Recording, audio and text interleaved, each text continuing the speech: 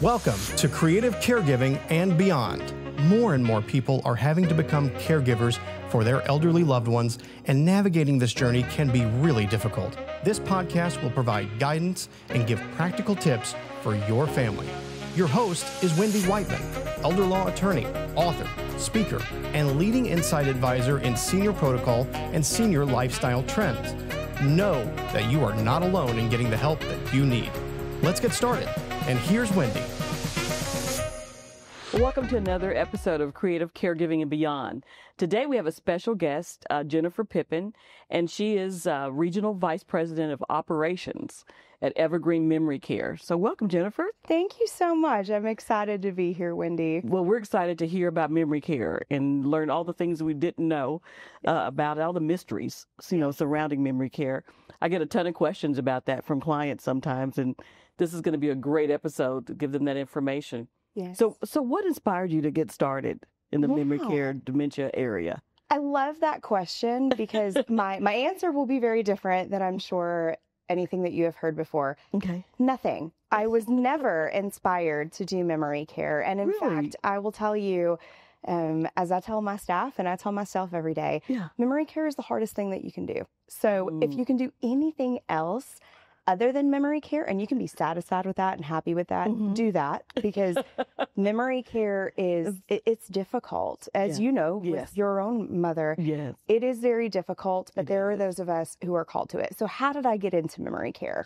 I, by trade and by education, I'm a counselor. And so my husband and I met in graduate school. And when we graduated as a counselor, you have to create a private practice, and that takes a minute. So I had to get a day job, and oops, it just so happened I got a job in memory care and I fell in love with it. And I have never looked back. And that was 12 years ago. So I have been everything in memory care, from an activity director to a sales and marketing director to obviously executive director. I've been a VP of sales and marketing. I've been a VP of operations.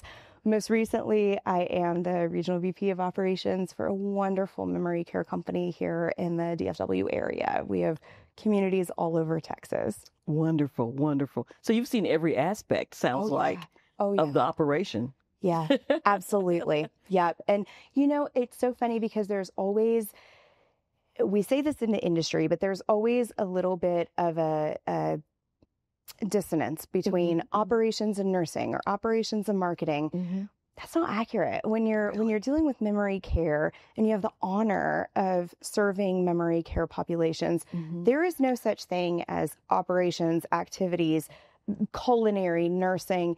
It is all in one, because that's what memory care is. Memory care is different than any other senior living or healthcare setting in the entire world. That's true. Because that's the focus. Yes. That's the whole reason for being that you guys are in existence, is that memory care of that resident. That resident. That resident. And that's exactly right. That resident. And guess what? That resident is going to look different from that resident. Yes. And that resident's going to look different from the next resident. Yeah. And our knowledge of memory care is going to look different today than it did yesterday, than it will tomorrow. That's the beauty of memory care. That's true. That's so true. Now, do you have a personal story that's shaped your vision of memory care thus far? Yeah. It's quite funny, honestly. It's a little bit embarrassing, but you will never get anything from me than authenticity. So my grandmother, unfortunately, was affected with dementia. Now, her dementia was a derivative from some radiation that she received for a pituitary tumor that she had. A little bit different than most of the stories with memory care. Okay. But I was very young when that happened, and I remember not being sure of what was going on. I just knew that something was wrong. And I knew that something was in disarray. Right. Now we fast forward, I get into memory care on accident. I fell in love with it. I can't imagine myself doing anything else. Here's my personal story now.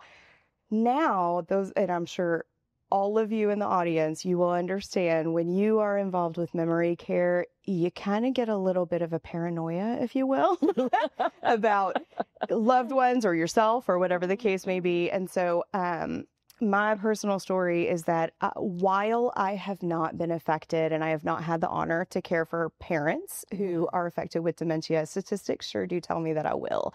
And so my personal story is, if nothing else, if no other reason that I have been led to this career and led to serve this population, it is for the Lord to use me for his glory when it's my parents' turn and it's my turn to be their caregiver. Yes, yes. Well, I know you are really affecting other families too in a positive way, and that says a lot, because it does affect the whole family. I'm sure, as your family saw with your grandmother, it affects everyone. And you know, it's really sad. I'll be honest. There are families, numerous stories that I could tell you of families that have been so deeply affected, and it's all grief. That's what it is. Yes. It's anticipatory grief. Not as much concrete grief until the loved one starts really exhibiting some behaviors of marked dementia. But grief does different things to different people. And you are so right. It is sad, but that is also a calling of ours, myself and my staff and my employees, to walk alongside whatever family that is for a season. I have had families who have really taken that grief and ripped each other apart. I have also seen families that have been apart for years that have come together again, because now it's our time to care for someone who's greater than us. Wow. And so memory disease is just a different beast. It really is. I never thought of it that way, as grief, but it is a process. Oh gosh, yeah. Because if something has changed, you're losing something that was there, that was real, that you participated with. Whether it's an expectation or whether it is the concrete grief of losing a personality that was once there. Most of the time, though, I see a loss of expectation. We do not have the ability, and I do believe this, we do not have the ability. We're born to care for our children. Right. We're not born to care for our parents or spouses or brothers or sisters or loved ones or whatever the case may be. Yeah. That's just not something that is built into us. And so there is absolutely a grieving mechanism that comes into play with dementia, because every day is a different day and there's no right answer. Right? There's no textbook that tells you, here's what to do next. That's not how it works in memory care. Wow. So what is the difference between memory care and a assisted living, regular assisted living, or a regular nursing facility for seniors? Yeah. Love that question. Yeah. I've been a part of both. I have been a part of standalone memory care is what I would say where my passion lies, and that's where I would say I thrive the most. But do you know, in just the state of Texas, there are 720 memory care communities. Really? Yes. I had no idea. And that is standalone memory care. Wow. So then you add to that your assisted living, or maybe even independent living and assisted living and memory care. You add on to that skilled nursing facilities that have a dementia unit with them, right? The biggest difference is the intention. So when you have, and I am an advocate of this, when you have a standalone memory care, every single thing from the paint on the walls to the color of the dinner plates to the activities that are taking place, even bringing it down to the housekeeping efforts that are made, it is all encompassing of memory care. There are so many things that we do that are specific for memory care. When you have an environment that you have multiple other facets of healthcare or senior living, and then you also have memory care, sometimes, not all the time, but sometimes the memory care can be the last step, or it can be, the last move that you have to make. Right. That's just not how I see it. But that, I would say, is the biggest difference. It is the intentionality, and it is the efforts that are poured into that specific programming. Wow. I didn't know that. And I was thinking, you said design, lighting, color, layout, things like that can affect memory care. Now, and I'll come back to that, but I was going to ask you too, does there have to be a certain diagnosis for a person to enter memory care? Do they have to be diagnosed with dementia, Alzheimer's? No, that's a great question. Yeah. And it really does depend on the community that you're seeking out, right? Okay. So there are some communities, for whatever purpose, they require to have a dementia diagnosis. Here's my problem with that. And here's where I feel like sometimes we fail our population. You know, number one, it's very easy and very quick to diagnose dementia. And I want to be very clear. Dementia is the overarching umbrella, right? Dementia is not the same. It's not a diagnosis. It's a syndrome. We need to figure out, our goal is to figure out what kind of dementia that individual is affected with. Yeah. And I say all of that to say it does make a difference. So no, it is not required to have a specific diagnosis of whatever type of memory care, whether it be frontal temporal lobe or Lewy body or Korsakoff's or Alzheimer's. It doesn't matter. It doesn't matter. If there are symptom presentations that an individual is in need of an enhanced set of care tasks that are specific to memory care, that's what we do. It doesn't matter if there's a diagnosis or not. Okay.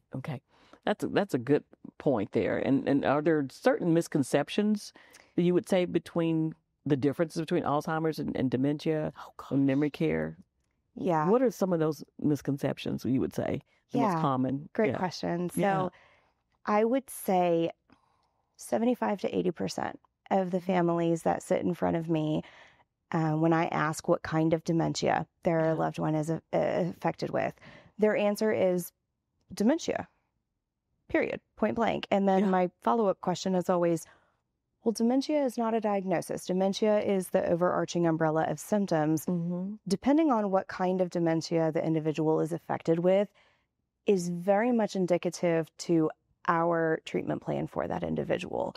So, for example, an individual who is affected with Lewy body syndrome, we should put interventions in place and we should care for that resident in a very, very different way than we would take care of a resident who maybe is affected with, assumingly, Alzheimer's disease. One is a little more predictable than the other. One is more markedly noted with behavioral changes instead of just memory, lack of memory.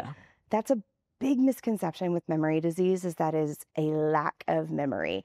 That's not accurate. Memory disease, 9 times out of 10, will not present that way in the beginning. It will present more so in a way of executive functioning that we're seeing decline, or decision-making, or behavioral changes, meaning personality changes. Those things can be so easily missed and also misdiagnosed as other DSM-5, mental unwellness diseases.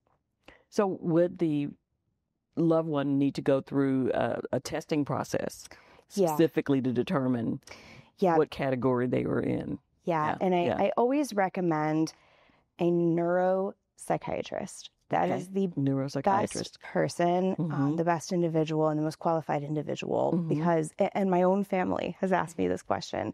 When you have a neurologist, they are so brilliant, but their specialty is not necessarily memory disease. Their specialty more looks like brain tumors, or some sort of abnormal growth. And so 99% of the time, you're going to get dementia, NOS. Now they're specified, right? When you have a neuropsych, their sole purpose is to define where can we pinpoint what kind of memory disease it is. And again, depending on what kind of memory disease an individual is affected with, is indicative to how we treat them. How you treat them. Yeah. Do you ever come across, confusion versus, sometimes my clients will say, their loved one is confused, and versus they don't necessarily have a diagnosis yet for dementia, Alzheimer's, or things like that. They just get confused as to where they are and things like that. I think that's where we run into the really difficult premise of, is this normal aging confusion? I'm 38 years old and I lose my keys all the time. Yeah. I would lose my head if it wasn't screwed onto my body, right? Do I have dementia? That's what air tags, Right? And that's for younger generation. Where's my wallet? Right. Yeah. That's right. That's right. The age of AI, right? Yeah, exactly.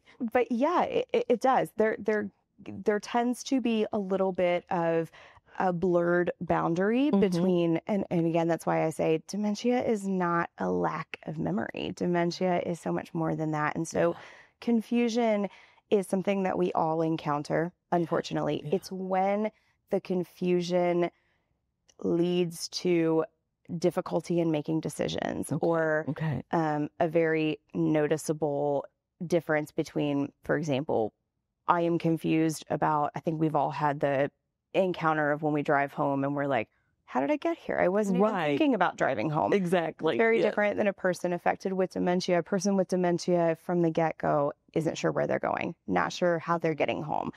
Also, not sure how they're going to make that decision. Maybe makes a decision that is very opposite from the decision they should make. It all depends on what part of the brain is affected with the memory disease process. Yeah. Wow. Yeah.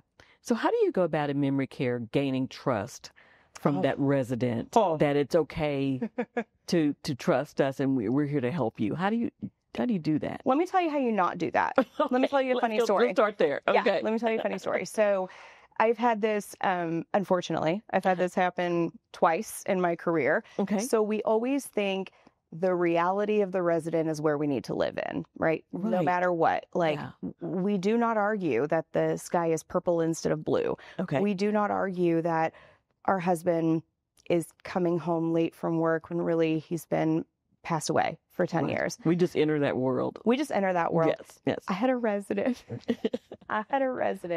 I will never, ever forget her. She's so sweet. She was affected with memory disease, obviously. She was in one of my communities. It was in Houston. And I knew that her husband had passed away about 10 years prior to that instance. She had a very distinguished pattern every day. About 5 to 6 p.m., she would start asking where her husband is.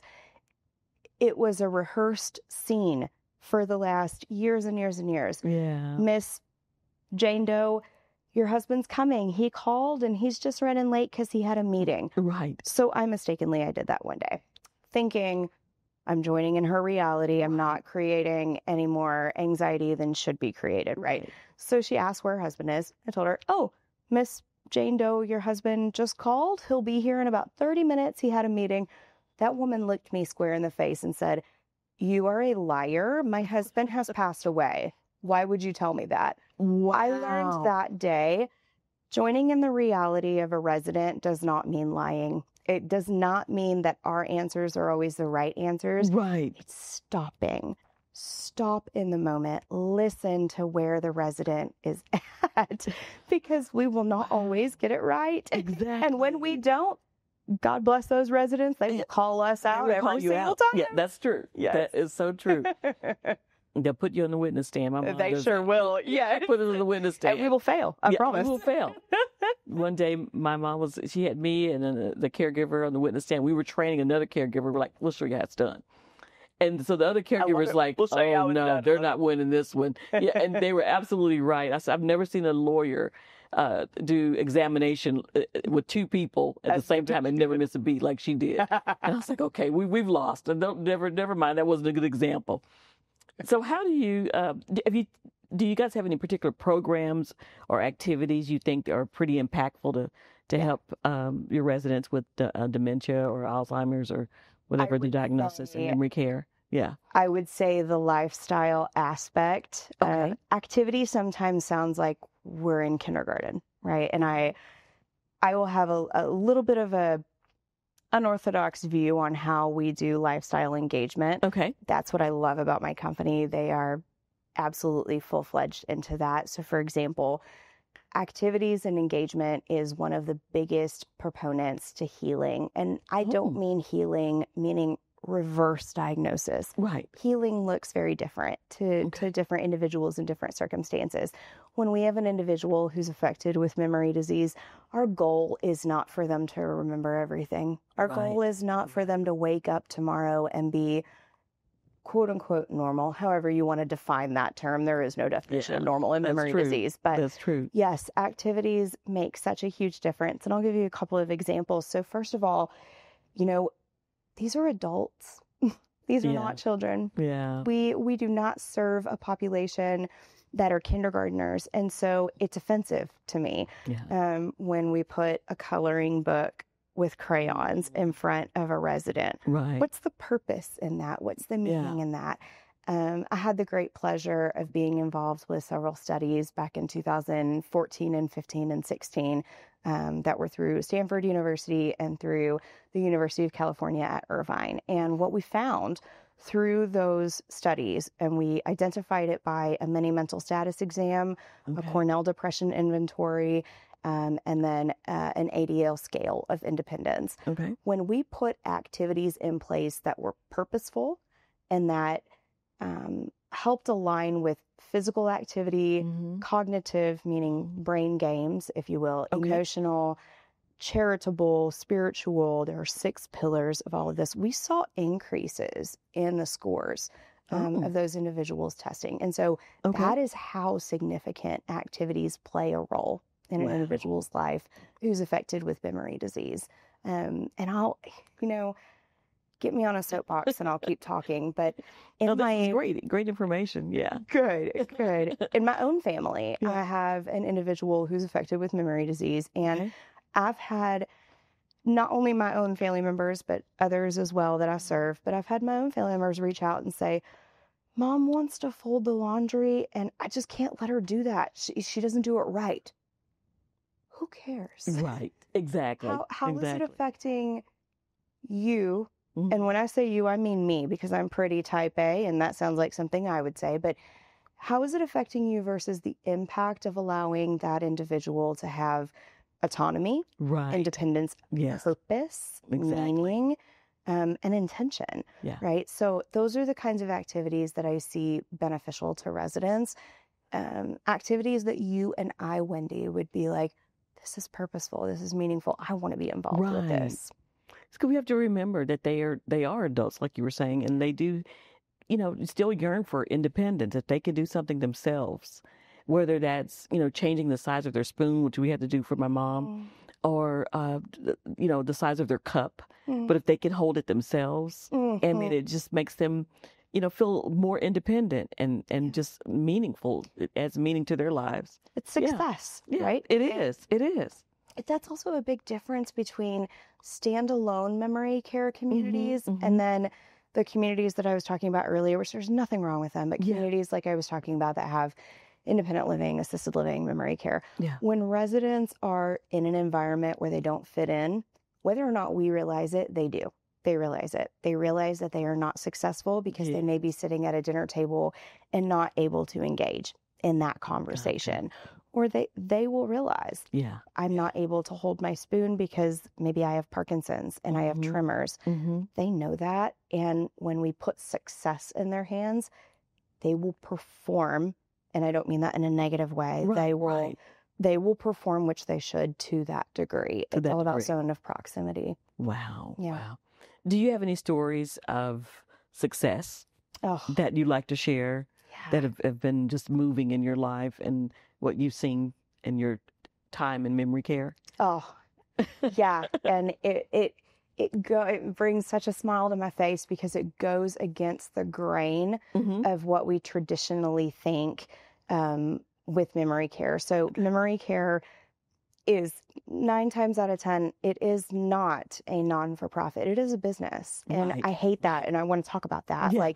I wish that our society was different. It's just not right now. So the worst thing that I could tell you is a success is memory care residents that I have kicked out of my community, right? But that is exactly what I'm going to tell you. I have had it happen twice in 3 times. They've been expelled?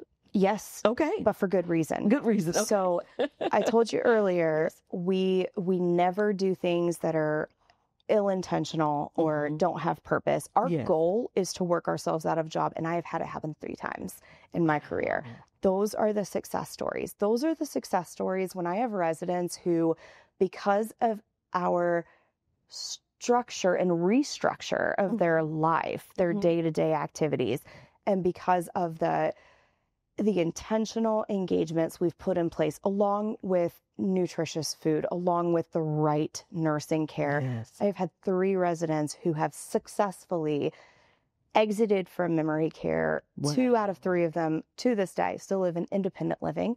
1 of them is in assisted living, and to this day they are so successful. Oh my gosh. Those are success stories. Wow. Not all the time do we need to look at a memory disease diagnosis and say, that's it, you're done, end of life.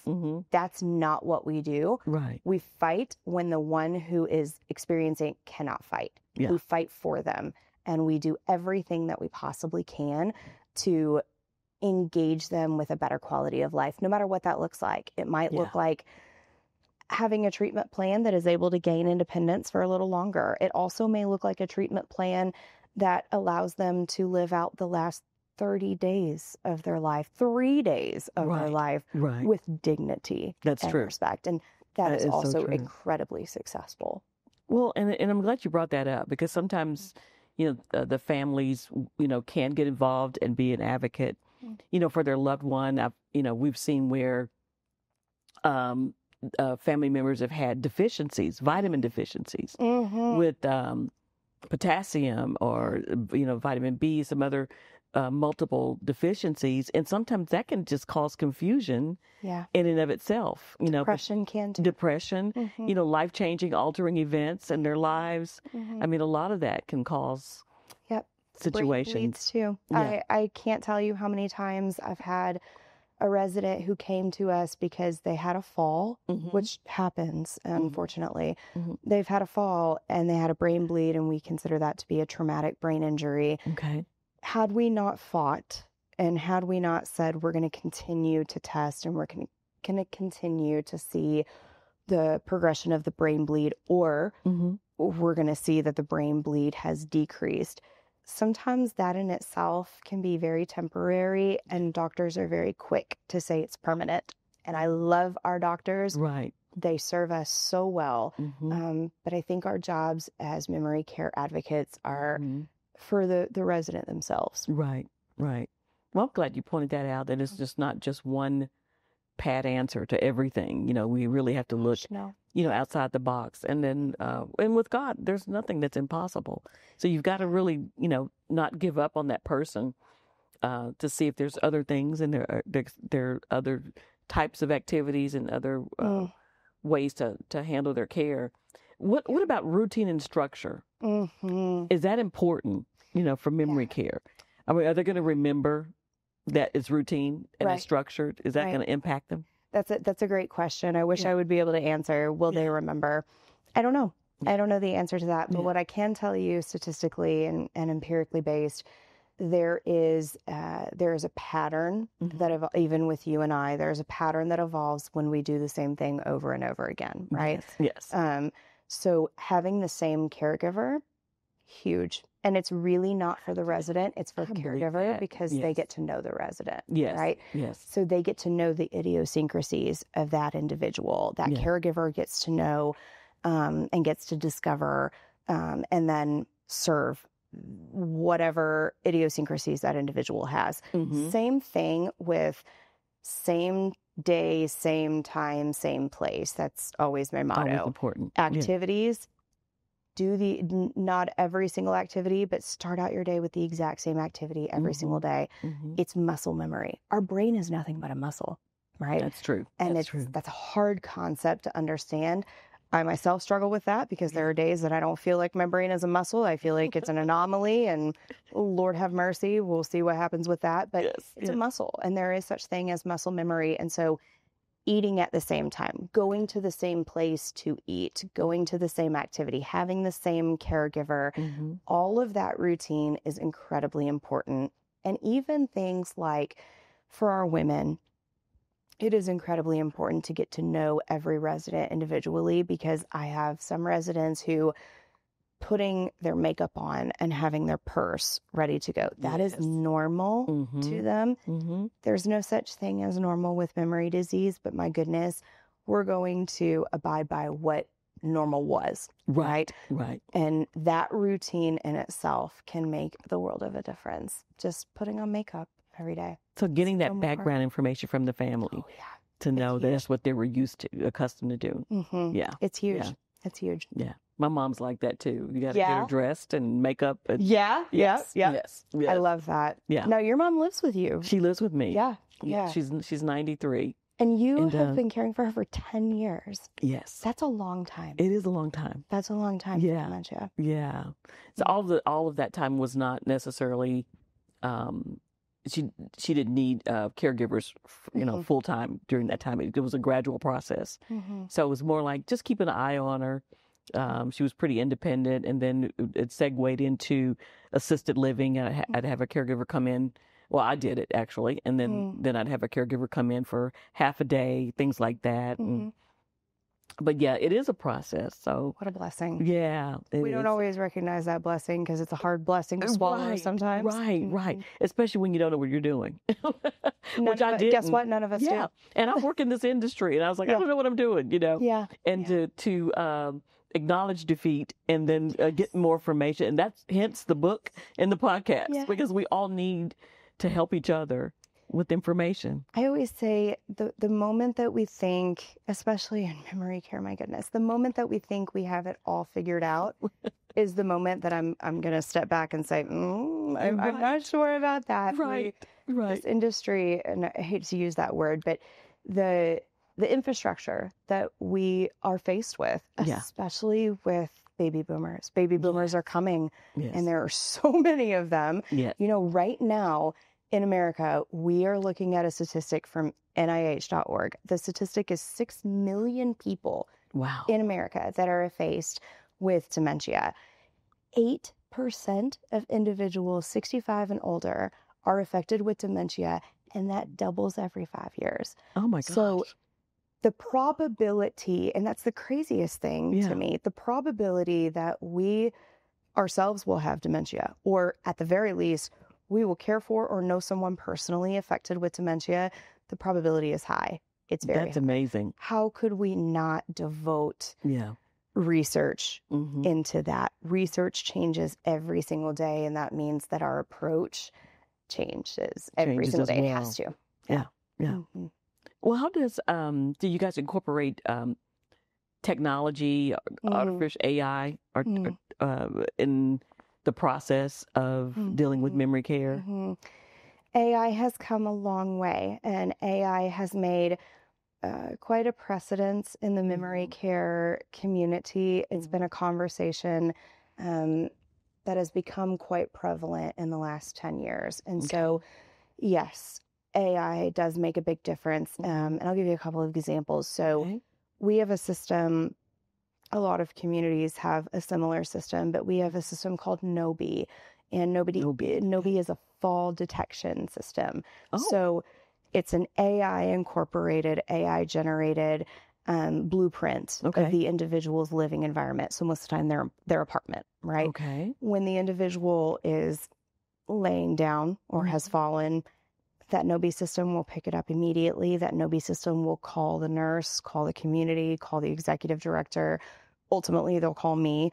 But we can now detect falls so quickly. There is no lag time. We're no longer in the age of mom or dad having a fall and laying on the floor for hours. I think that's the worst case scenario that we all can imagine as children or any loved one.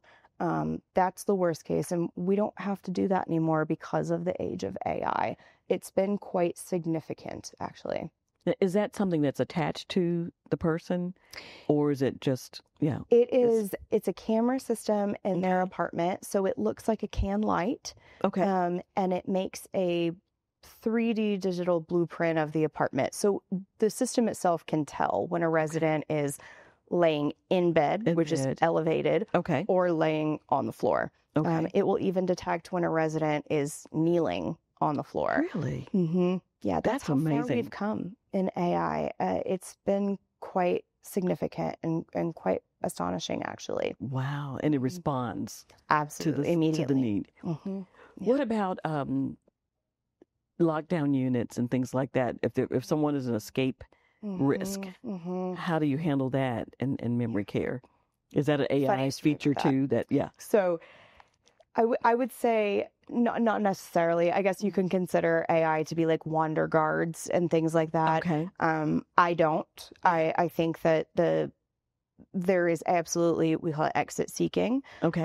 But there's absolutely that risk. And 10 times out of 10, the resident is not attempting to escape, or they're not attempting to leave the community because they don't want to be there. Yeah. They're attempting to leave the community because they feel like they need to be somewhere else, whether that be work, or I have to catch the train, or my husband is across the street in that imaginary place that doesn't exist, but I have to get there. I had a lady one time. I love it. Just happened last year. She was at one of my communities, and she left. And that's the crazy thing about memory care too, is that memory care residents do not look like what you and I think they look like. They look like you and I. Yeah. They're individuals who, for whatever reason, the Lord has chosen to allow them to be affected with memory disease. And sometimes they look like family members, or they look like children themselves because they're younger, right? So I had a lady who left the community.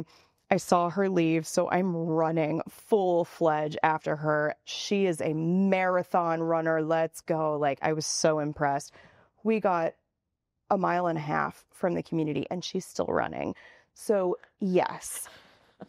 That was a marathon. It was a marathon, and it was quite hilarious. She outdid me, and I still praise her to this day every time I see her. I'm like, remember that one She time? probably jogged a lot in her lifetime. She was an athletic woman, let me tell you. But, when a resident has it in their mind that it is no longer safe here, and it is safe over there, wherever that is, what's going to stop them? Nothing. Yeah. And that is a huge concern. And so how do we help with that, to answer your question? Most of the time, all the time, a standalone memory care, any community that is considered memory care, they're going to be quote unquote locked down. I say secured. They're going to be secured. Okay. So any community should have a door that is not accessible from the outside, not accessible from the inside, whether it's accessible via code or card or screening process, whatever the case may be.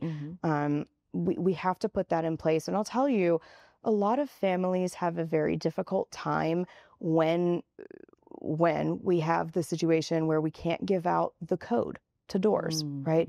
Families get really upset about that. And I always tell them, it's not because I don't trust you. Right. It's not because we think that you're going to give the code out to someone else, but we are the ones who at the end of the day are responsible. That's true. So it's more secure than the White House. It has to be. Right. Yeah, it does. It does. Exactly. Yeah, that is so true.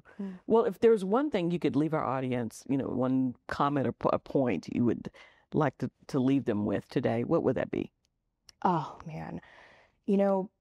I think that memory care has the persona of being scary, and it has the persona of being the last stop. Yeah. It doesn't have to be. Okay. Memory care is so special. It's not always permanent, but it is the lifeline that I think a lot of our individuals that we serve need. And to be perfectly frank, it's a lot of what we need as caregivers too. Caregiver burnout is so significant. No, it's real, yeah. And statistically, we're seeing caregivers that are burning out before they're able to complete the care for their loved ones. Right. Well, what happens when that caregiver burns out? There's nobody left to take care of that individual. That's true. So I think the thing that I would like to leave with your audience is that memory care doesn't have to be a scary thing. And it needs to be a conversation probably before the conversation has to happen, if that makes sense. Right. It's not something, like I mentioned earlier, it's not something that we're expecting. And I think there's a little bit of an immortality complex that some of us have, myself included. Well, that's true. It'll never happen to my spouse. Right. Won't happen to me. It won't happen to my parents. Right. And then when it does, we get caught in this place of, oh goodness, I don't know what to do now. Yeah. And so I think that it's a conversation that we at least need to be internally having ourselves before it gets to the point of actually needing to be a conversation. Exactly. But memory care is not a scary thing. Memory care is a very beautiful thing. And we need to change the stigma about that.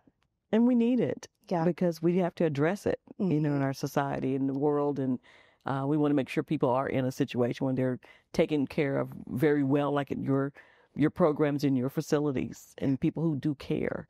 Absolutely. Yeah. Well, Jennifer, thank you so much for coming on our show. This has been wonderful. We could go on, and there's so many different aspects. We're going to need a part two, because we have part two. Memory care is that expansive. Exactly. I'm so honored to be here, Wendy. And thank you. I appreciate your expertise. And you, my friend, are leading this field. You are leading the conversations that need to take place. And I hate that I feel like you've probably done that because of your own experience, and I hate that. But my goodness, what a wealth of knowledge that people are gleaning from you. And I appreciate you so much. Well, I appreciate you too, because you've given me a lot of information. I'm taking notes mentally here, and I'll definitely go back and look at the podcast. And I hope you guys in the audience too will enjoy this show and watch it again and again, and sit, there with your family members. It's healing. I mean, I've just been touched by the information you've given me today. It's given me a different perspective. So thank you so much for tuning in. Don't forget to subscribe and like our channel. And we'll see you on another episode of Creative Caregiving and Beyond.